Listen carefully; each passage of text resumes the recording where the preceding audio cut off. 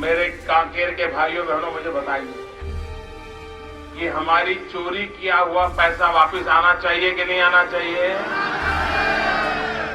ये काला धन वापस आना चाहिए?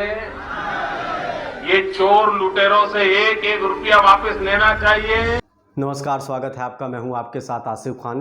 अंतर्राष्ट्रीय स्तर पर एक ऐसी रिपोर्ट सामने आई है जिसको देखने के बाद आप कहेंगे कि जिन मुद्दों के आधार पर हमने केंद्र सरकार बनाई थी बीजेपी की, वो उन सभी मोर्चों पर फेल होती नजर आ रही है।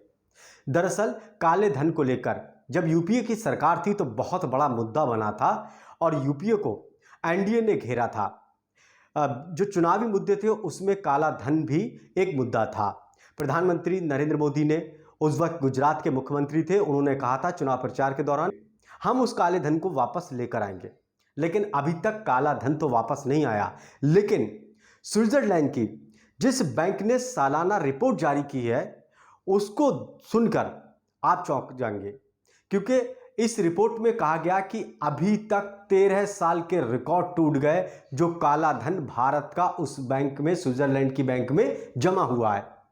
दरअसल वार्षिक रिपोर्ट में कहा गया कि 2020 में 20,700 करोड़ रुपए भारतीयों ने काला धन वहां पर जमा किया, जबकि 2019 में जो रिपोर्ट जारी की गई थी उसमें था कि 6,625 करोड़ रुपए भारतीयों का काला धन स्विट्जरलैंड की बैंक में जमा था। और यह आंकड़ा कितना उछल गया, यानी कि 2019 से 2020 के बीच में जो पैसा जमा हुआ है वो इतना बड़ी तादाद में भारत का पैसा जमा हुआ है काला धन कि सारे आंकड़े टूट गए।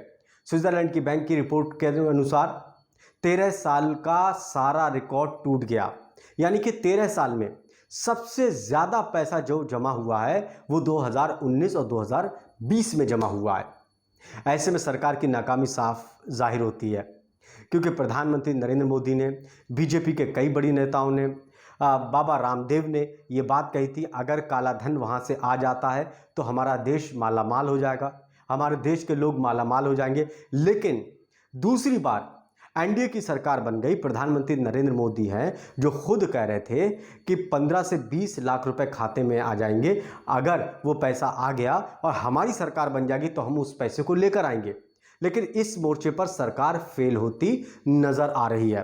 अरे एक बार ये जो चोर लुटेरों के पैसे विदेशी बैंकों में जमा है ना, उतने भी हम रुपये ले आए ना तो भी हिंदुस्तान के एक एक गरीब आदमी को मुफ्त में 15-20 लाख रुपए यूं ही मिल जाएगा। कितने रुपये? ये हमारे एमपी साहब कह रहे थे रेलवे लाइन, ये काला धन वापिस आ जाए, जहां चाहो वहां रेलवे कर सकते हो। ये लूट चलाई है और बेशर्म होकर के कहते हैं सरकार आप चलाते हो और पूछते मोदी को कि कैसे लाए।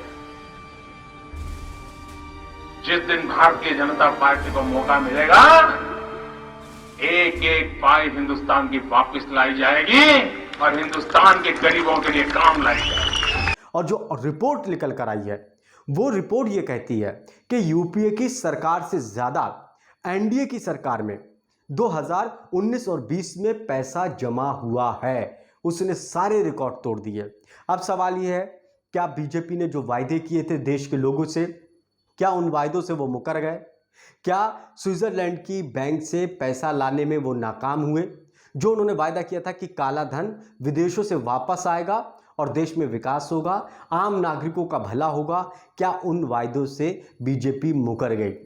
क्या विपक्ष में बैठकर इस तरह की बातें की जाती हैं सत्ता तक आने के लिए, और सत्ता के आने के बाद क्या उन वायदों से मुकरा जाता है? ये बीजेपी ने साफ तौर पर काले धन को लेकर जो वायदा किया और उसको नहीं निभाया, यही दर्शाता है। हमारी खास रिपोर्ट में इतना ही।